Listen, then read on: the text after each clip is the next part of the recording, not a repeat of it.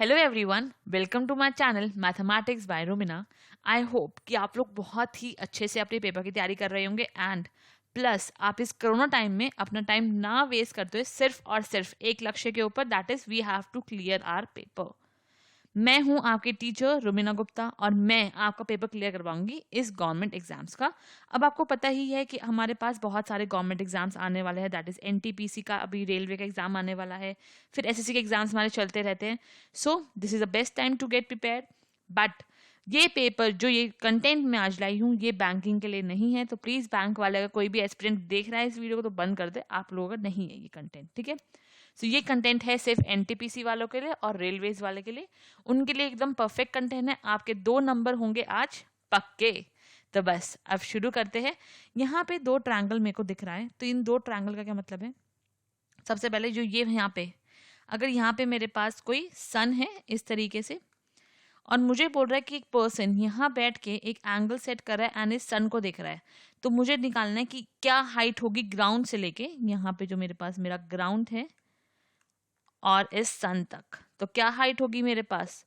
बस ये हाइट निकालनी है, तो बस ये जो एंगल होगा ये एंगल कौन सा होगा, एंगल ऑफ एलिवेशन, ठीक है, एंगल ऑफ एलिवेशन।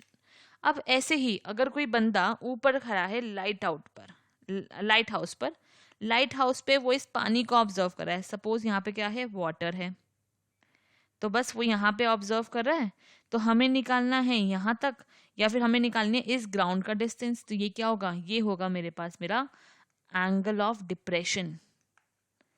नीचे देखना मतलब डिप्रेशन, बस इस टेक्निक से आप इसे याद रख सकते हैं। अब ये 2 चीज मैंने आपको बता दी, लेकिन बच्चों अगर आपने इसका फर्स्ट पार्ट नहीं देखा तो please I will recommend go and see first part, because वहां पे मैंने एक रेशियो बताई थी, मैं उस रेशियो को दोबारा लिख देती हूँ।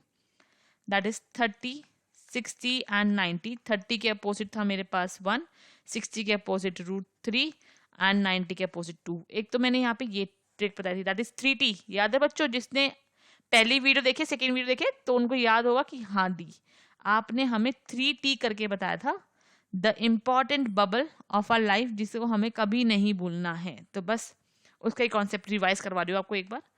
एंड सेकेंड वॉज योर, एक ये ट्रिक थी, एक मेरे पास 45 and 90, that is your 1:1:√2। And एक और क्या थी हमारे पास, एक थी हमारे पास 15:75:90, तो यहाँ पे क्या था, दैट इज √3 -1, √3 +1 एंड यहाँ पर 2√2। बस ये मेरे पास मेरे 3T थे, तो ये मैं आपको ऑलरेडी एक्सप्लेन कर चुकी हूँ, इस क्लास का टाइम वेस्ट ना करते हुए आप प्लीज पार्ट 1 में जाके ये तीनों सीख लेना कैसे मैंने बताया था, ठीक है। और उसके बाद हम लोग क्वेश्चन में प्रोसीड कर सकते हैं। एंड यहाँ पे आप देख सकते हैं, यहाँ पे मैंने अपने 3 क्वेश्चन लिए हुए हैं। सो इन तीनों क्वेश्चन की हेल्प से मैं आपको यहाँ पे करवाऊंगी। सॉरी स्क्रॉल डाउन हो नहीं रहा, ये 3 क्वेश्चन है, ठीक है बच्चों। तो ये 3 क्वेश्चन आज हम पढ़ने वाले हैं। आई नो कि ये बहुत लंबे लग रहे हैं, ये सॉल्व नहीं कर पाएंगे हम लोग, बट बच्चा party mark my words 0.30 second, बस इतना टाइम लगता है एक एक क्वेश्चन को करने के लिए।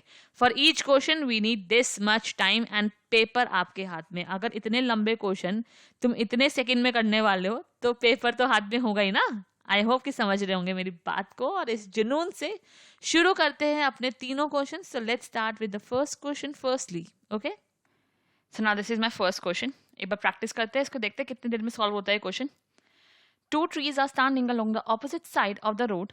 Distance between the two trees is 400 metre. ठीक है, सबसे पहले जो जो क्वेश्चन में बोला जाए ना उसको बनाते रहो। ये 2 ट्री है, standing in the opposite side है, डिस्टेंस इनके बीच का जो डिस्टेंस है that is your 400। There is a point on the road between the trees, there is a point on the road between the trees, the angle of depression of the point from the top of the trees are 45 and 60 degree. If the height of the trees which makes the angle of 45 degree is 200 meter, then what will be the height of the other tree? ठीक है, यहाँ पे हमें क्या बोला गया है, so that is, अगर मुझे यहाँ पे एंगल ऑफ डिप्रेशन दिया हुआ है, मतलब कि यहाँ पर सॉरी डायग्राम थोड़ा खराब हो गया था। ओके इस तरीके से कुछ बनेगा। ओके लाइक आप प्लीज डायग्राम प्लीज समझ लेना बच्चों। यस, इस तरीके से बनेगा, ठीक है। तो अब मुझे बोला कि एंगल ऑफ डिप्रेशन है, तो मतलब कि यहाँ से एक लाइन होगी, यहाँ से भी एक लाइन होगी। एंगल ऑफ डिप्रेशन यहाँ पे मेरे पास 45 डिग्री होगा एंड यहाँ पर मेरे पास 60 डिग्री का हो गया, ठीक है बच्चे। तो मुझे पता है ये और ये क्या होंगे, पैरेलल होंगे, तो ये और ये by your alternate interior angle, तो मेरे पास क्या है, ये मेरे पास 45 डिग्री आ जाएगा एंड यहाँ पे मेरे पास ये 60 डिग्री का आ जाएगा, ठीक है। ये आ गया। If the height of the trees which makes the angle of 45 degree is 200, मतलब ये वाला ट्री है, ये मेरे पास 200 का दिया हुआ है, then what will be the height of other tree. मुझे हाइट ऑफ अदर ट्री निकालनी है, ठीक है ना बच्चों। ये क्वेश्चन है। देखो अब यार मैं क्वेश्चन समझा रही हूँ इसलिए थोड़ा ज़्यादा टाइम लग रहा है, वरना टाइम नहीं लगेगा, ठीक है, आपको सॉल्व करने में। अब देखो यार मैंने ट्रिक बताई थी, अगर आप यहाँ पे स्क्रॉल ऊपर कर लो एक बार, देख लेते हैं। दैट इज 45 का 1, 45 का 1, ठीक है। तो अगर मैं यहाँ देखती हूँ, यहाँ पे 45 मतलब ये वाला जो एंगल है, ये मुझे कह रहा है 1:45, तो यहाँ पे भी क्या होगा, ये भी मेरे पास कितना आएगा, इतना पोर्शन, ये आएगा मेरे पास मेरा 200, ठीक है ना।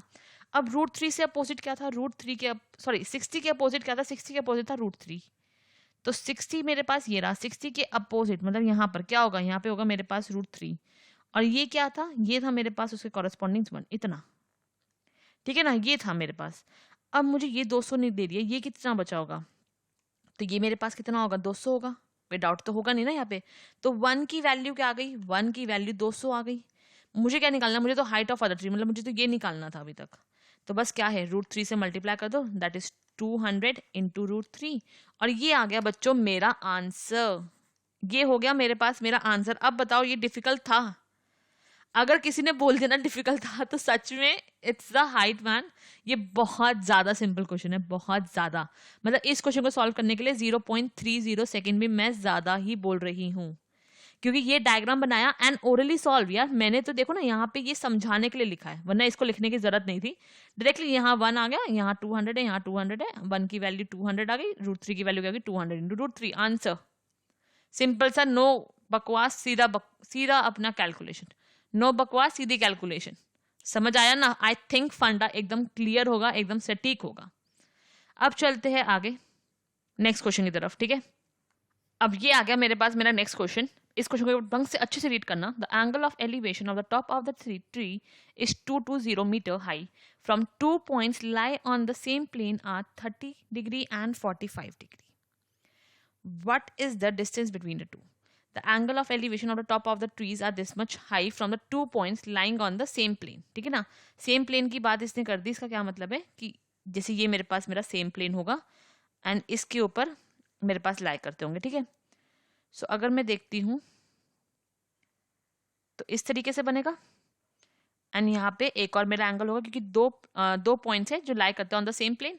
तो एक का 30 है, यहाँ पे 30 होगा, अब यहाँ पर 45।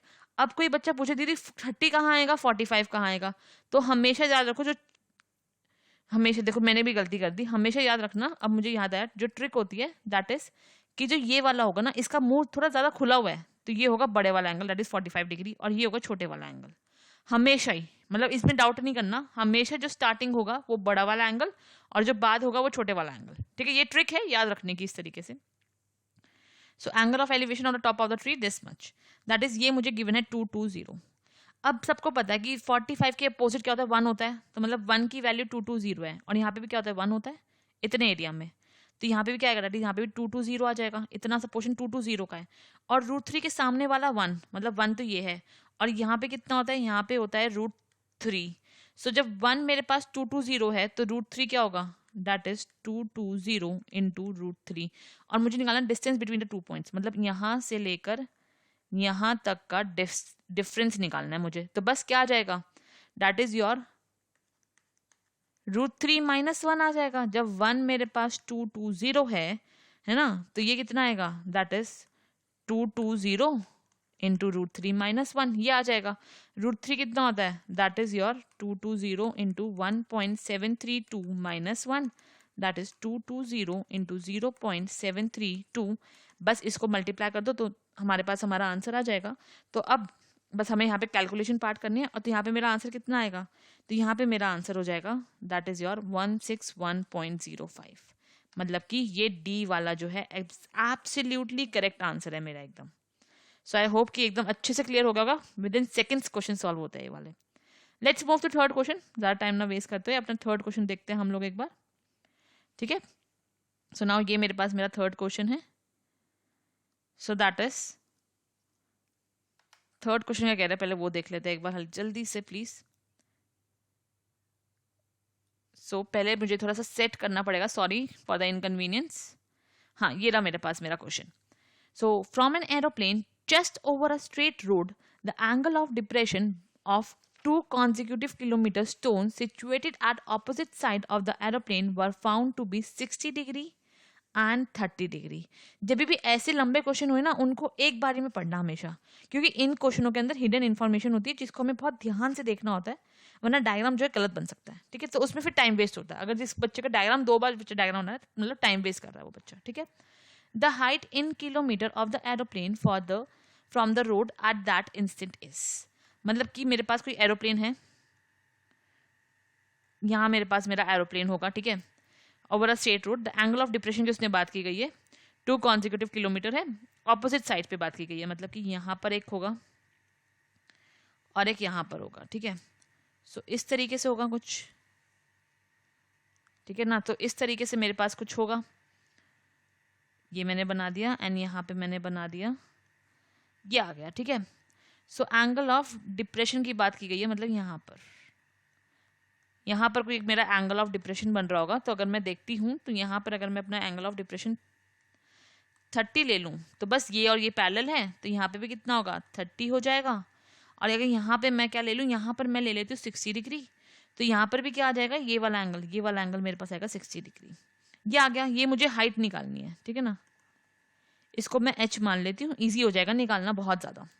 सो बस क्वेश्चन ऑलमोस्ट खत्म है। अगर आप देखोगे ना बच्चे, तो आपको कि दीदी यार कुछ इन्फॉर्मेशन ही नहीं है, अरे बच्चे इतनी इन्फॉर्मेशन है, क्वेश्चन इतनी आराम से खत्म हो सकता है आपका, ठीक है। देखो हाइट है 30, ये रहा 30 के अपोजिट क्या होता है 1 होता है, ठीक है ना। 30 के अपोजिट 1 होता है, मतलब वह यहाँ पे 1 है, यहाँ पे √3 होता है, कोई डाउट नहीं होगा यहाँ तक तो, ठीक है। तो यहाँ पे जब 1 की वैल्यू मेरे पास 1 की वैल्यू h है, तो √3 की वैल्यू क्या होगी, दैट इज √3 इंटू h।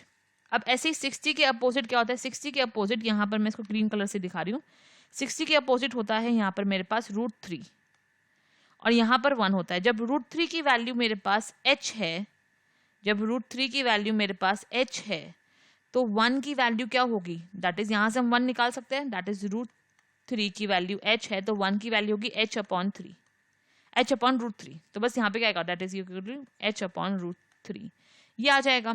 और मुझे तो यहाँ पे बस हाइट ऑफ द एरोप्लेन निकालनी है, मतलब h निकालना था, ठीक है ना। अगर अब मैं देखूँ तो अगर मैं मान लेती हूँ यहाँ पे बोला कॉन्जिक्यूटिव किलोमीटर टू, तो अगर मैं इस पूरे को अपना 1 मान लूँ, ठीक है ना, मैंने इस पूरे को 1 मान लिया, तो यहाँ से मेरे पास क्या that is h/√3 plus √3h is equal to 1, ये आ जाएगा। टेक h कॉमन, अंदर क्या बचेगा, दैट इज योर 1 प्लस 3/√3, मैंने एलसीएम ले लिया, इज इक्वल टू 1, ये बचेगा। सो h बस ट्रांसफर कर दो, दैट इज √3 यहाँ पे क्या आएगा 4। तो बस ये मेरे पास मेरा आंसर आ गया, ठीक है ना बच्चों, ये मेरे पास मेरा आंसर हो गया। इतना सा ही क्वेश्चन था, सिंप्लीफाइड। तो ये हो गए मेरे पास मेरे तीनों क्वेश्चन। आई होप कि बहुत अच्छे से समझ आए होंगे कि हमने तीनों क्वेश्चन में क्या किया, हमने कैसे अपने फर्स्ट पार्ट का यूज़ किया। प्लीज़ जिसने वीडियो नहीं देखी फर्स्ट पार्ट जाकर देखना, वरना वीडियो समझ नहीं आएगी। तो दिस ऑल, अभी आपके पास एक और मैं सोच रही हूँ कि शायद एक और लॉन्ग क्वेश्चन, लेकिन हमने ऑलमोस्ट जो इंपॉर्टेंट क्वेश्चन थे वो हम ऑलरेडी कवर कर चुके हैं इस पार्ट 2 के अंदर। Part 2 was very very important, मतलब ये बहुत ही ज़्यादा इंपॉर्टेंट पार्ट है। मेनली क्वेश्चन इसमें से आएगा, तो आपके 2 मार्क्स हुए पक्के। आपने मेरा स्लोगन देखा ही होगा, हमेशा ये क्वेश्चन लेता है कि 2 मार्क्स करो पक्के या हुए पक्के। हुए पक्के उनका जो वीडियो के अंदर ही क्वेश्चन ट्राई करते हैं और फिर आंसर निकाल देते हैं, और करो पक्के जो बस इंतजार करते हैं कि यार अभी प्रैक्टिस करेंगे, जब दीदी खत्म करा देगी तब प्रैक्टिस करेंगे। लेकिन हुए पक्के वाले हमेशा प्रॉफिट में रहते हैं, इसलिए आपसे हुए पक्के। सो आई होप कि बहुत मजा आ रहा होगा पढ़ने में। सो बस ऐसे ही पढ़ते रहो, दीदी को सपोर्ट करते रहो, तो आपकी नौकरी आपके हाथ में with the help of me. Thank you so much for your support. Thank you जो भी बच्चा मुझे देख रहा है, जो बच्चा मुझे सपोर्ट कर रहा है, it means a lot. Thank you बच्चे, thank you so much, bye bye.